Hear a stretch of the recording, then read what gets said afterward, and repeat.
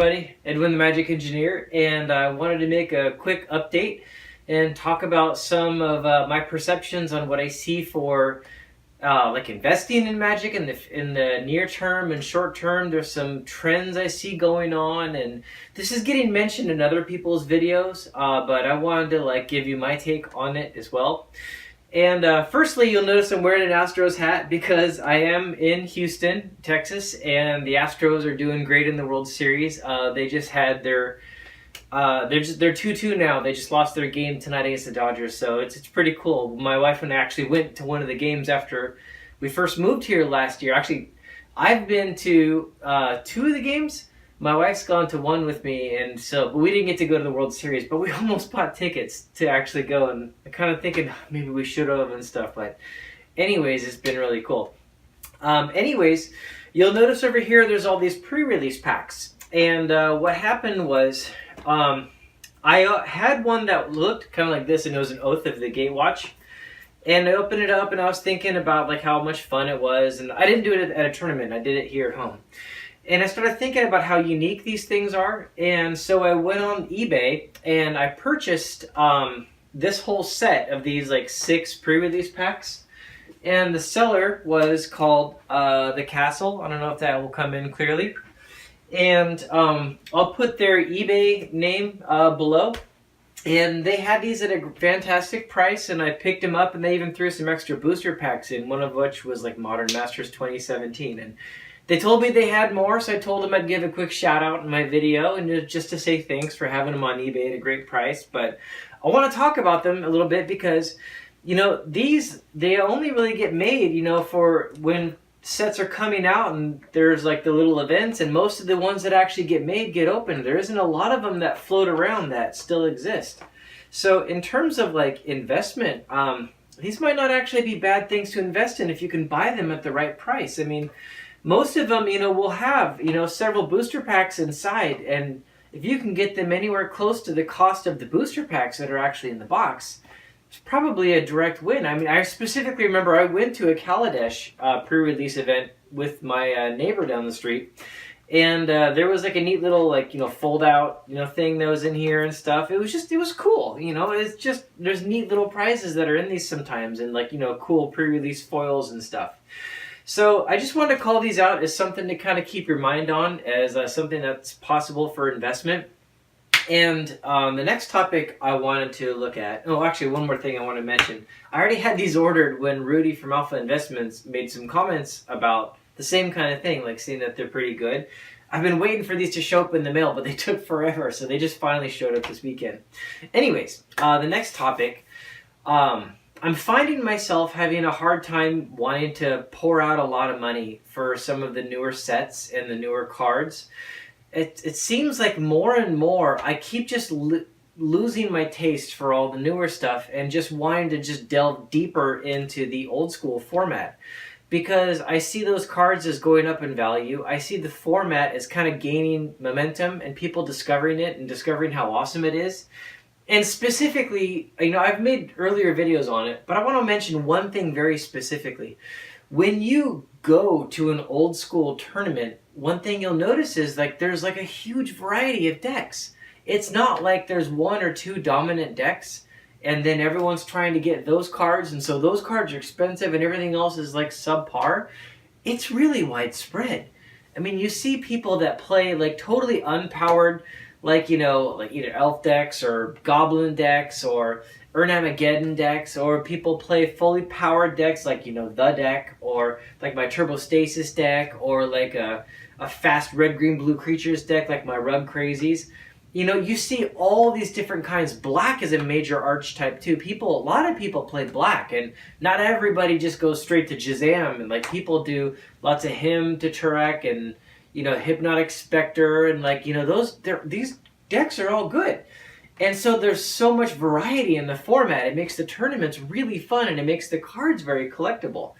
And so specifically, this is just some of the cards I've been buying lately. And what I notice is this is really what I'm desiring. So I'm going to get close to the camera here so you guys can see. Hopefully there's no glare because I got these in sleeves. But I got Beta Spectres and Satanic Druids and like a bunch of like beta elves and stone rains, shatters, unstable mutations, and this is something else to talk about. Hopefully these come across pretty well on the camera. These are transmute artifacts, and the reason I want to mention these also is reserve list has been like a pretty big topic. A lot of people are discussing it, and there's a lot of cards on the reserve list that are starting to spike. And no, it's not all buyouts. Yes, there are buyouts. Yes, it happens. And I'm not advocating for buyouts. But at the same time, people are just, there's an organic growth that's going on with the 93, 94 old school format. And there's a lot of cards I'd never really even hardly looked at. You know, I've played this game for years, and like Transmute Artifact is one of those cards. Like, I had to kind of take a second look at it and really read the text, and I realized it's kind of like an older version of Tinker, and it's actually pretty darn good. And I started using it in my stasis deck, and as I was sitting there noticing it, I'm watching the price start to spike because other people are doing the same thing. And one of the main reasons is that not only is it a good card that was just kind of like looked past, but it's also reserve list. And so it's got like a lot of value that's just you can't replace because it's not going to get reprinted. And people are discovering that it's actually a great card. And so I'm not looking to move money into Magic because I want to make money at it. I've got a career, right? I'm an engineer. I write code and I design circuits. That's what I do, right? That's where, also for stock market, you know, is where I'm going to make my money. This is all about my hobby, but at the same time, none of you guys can really deny it. It feels good when you buy a card and the card goes up in value. Come on, everyone likes that. It feels good, and especially when you discover there's another card you really want, and these other cards you traded for and you bought, and they went up in value, and you've played them for the last 2 years and you're a little bored of it, you know, now you can trade into something else that's got some value, and now since that one went up, you can actually go get that one. So that is a good thing, and I hope everyone could just be honest about it. All these opinions I keep hearing people say, like, oh, well, I don't really care what the value of my cards is. Well, yeah, but what if you want to get other cards, right? Not everybody wants to keep opening their wallet all the time. Like, I want to be able to trade something expensive for something else expensive.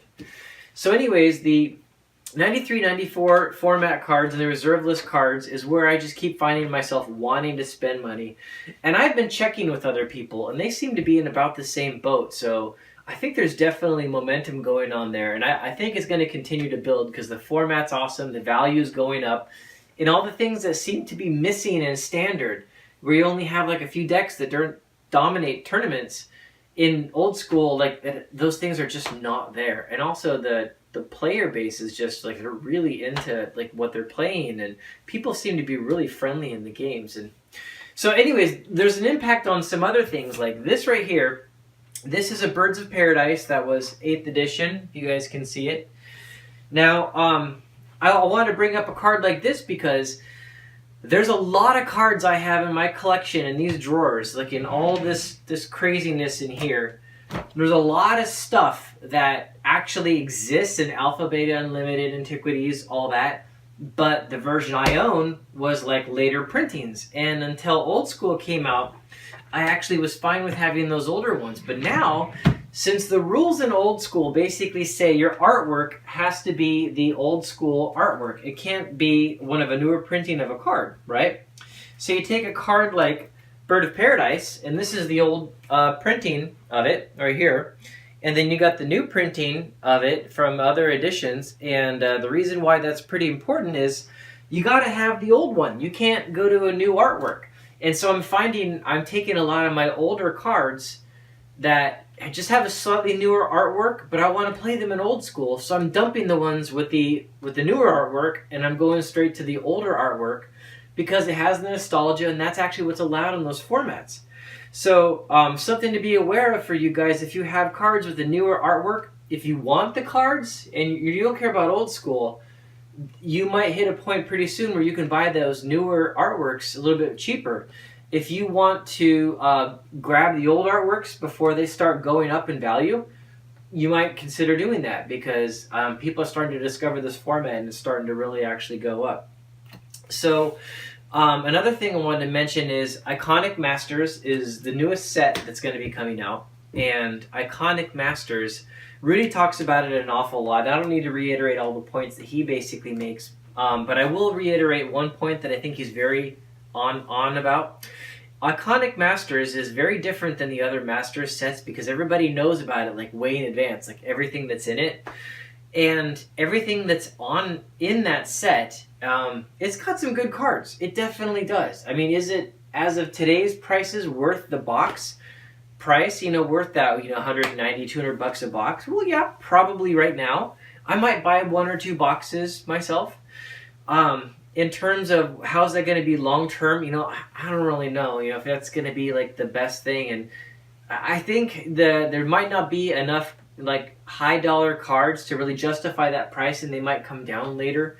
So I might buy 1 or 2 boxes now, but I might just honestly wait a little bit. And I'm not super excited about it because, again, it's just like I look at those and I just keep thinking I'm going to dump all this money in these cards, and then they're just going to get reprinted, and they're just going to go down, and it just kind of takes the wind out of your sails. And it's hard to be an excited buyer saying, "Here, take my money," when all the wind's taken out of your sails, right?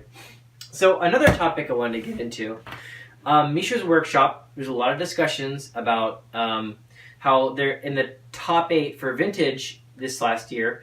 There was 5 Mishra's Workshop decks, like stacks kind of style decks. And so there's a lot of discussion going on that it should be restricted. And so I'll give you my 2 cents on it real quick. I am a Vintage player. I'm very familiar with the format. I personally give it a very heavy no. I do not think it should be restricted. And that's not because I don't even own a single Mishra's Workshop right now. And I face off against that deck all the time. Here's why I don't think it should be restricted. Because Vintage is a format that, I mean, there's no way it's solved. There's so many cards out there. I mean, if Old School has showed me anything, it has completely shown me that even though those cards have been out for years and years and people played, tons of people played in those days, there's decks that are being made now and strategies that people have never even thought of before. And that's with only like a couple years in the very first editions of cards. So is there any possible way that Vintage has been solved and everyone knows all the decks out there? No way, man. No way, right? What you do have is a couple high archetypes of decks that are kind of like setting the gold standard and people have to compete with it. And what you see at Vintage tournaments most of the time is that a variety of decks ends up winning Vintage tournaments. There is no deck that dominates the format, right? I mean, you do consider stacks when you're going to be building a Vintage deck and playing, but it doesn't. This is its first win, and yet there was a bunch of them in the top 8. But you know what might have happened? What might have happened is people might have seen a lot of other Vintage decks that were doing really good, and then the metagame might have shifted, and stacks might have had the best adaptation for it. And the things that used to exist in the format that would keep stacks down, like all these drain decks and stuff, maybe a lot of those decks kind of went by the wayside because people were switching to a different strategy, and so then something that was there holding stacks down is now gone, so stacks just boiled up to the top. The point is, you might just see metagame shifts just happen back and forth. Now that stacks is won, what might happen is a lot of other decks might just organically just grow. People might sideboard differently, and it might just not win anything again for the next like 5 years. Who knows? Big point is, you don't want to do card bannings and you don't want to do restrictions until you're really sure it's just not a metagame thing. So my personal take is like there needs to be a lot more data than like one big tournament. There needs to be time for people to make adjustments and see how things go. If you go a while with Mishra's Workshop decks being like unbeatable or something, okay, then have that discussion. Anyways, the last topic I wanted to get on. So my wife actually is an artist, and she actually very recently she got accepted to this gallery that's down in Anaheim, right next to Disneyland, and it's called the Popzilla Gallery, and she has some original artwork that she put into a contest and they accepted it, and so they're actually she shipped it down there and they're going to reveal it for everyone to see. And they had her create a bunch of Giclees to actually send along with the artwork so people can actually buy it. So I just wanted to show you guys, what she did, because I'm just real proud of her. This is an artwork that she created. It was off of the Haunted Mansion, and the original of this artwork is actually in Disney's Haunted Mansion. And when you go in that room where the floor drops and you only see the gal like this, and then it scrolls down, and you realize that she's standing on a tightrope. That's what my wife loves, that artwork, and so she took it and changed it around a little bit and put, the TikTok crocodile like at the bottom, and then she had these Giclees printed, and these ones are going to be for sale in that gallery. And she's also sells them online and stuff. I just wanted to show you guys because I thought it was pretty cool, that she has these going and that they're such good artwork. And in terms of Giclees, I wanted to show you guys one other one. This is one that I bought from Daniel Chang, and this is a Giclee of Time Walk by Amy Weber, and she actually signed it right here. And what I've been trying to do is get this guy framed, and it's funny, we just dropped it off in a framing store, and I saw a picture of what the original artwork for Time Walk looks like framed. It has this like purple matte border around it, and then a gold frame. And so I picked it all out at the frame shop, and I was going to have mine actually done just like that. And I'm trying to fool anyone or anything. Just I thought it would be cool, to have something that looks like the original Time Walk art, because this is an official Giclee from Amy Weber, and I thought the border around the original one would kind of be a cool thing. So we dropped it off at the shop, and they waited 3 weeks, and then finally came back and said, "Oh, we can't order parts." And it's just it's so ridiculous. But anyways, so I just wanted to give all those takes on everything, and I hope you guys are having a great time. I hope you're all excited for your future magic events, and I really hope, please, everyone, please like and subscribe to the video. I'm hearing a lot of feedback on YouTube right now about YouTube actually starting to ban accounts, and people get real sensitive, and apparently the number of likes on your video is your defense against those random haters, people just trying to go around and just say, I hate this video for whatever reason. So if you enjoyed what was here, please at least give a like to the video before you leave. Otherwise, subscribe to the channel. Anyways, see you guys later. Bye.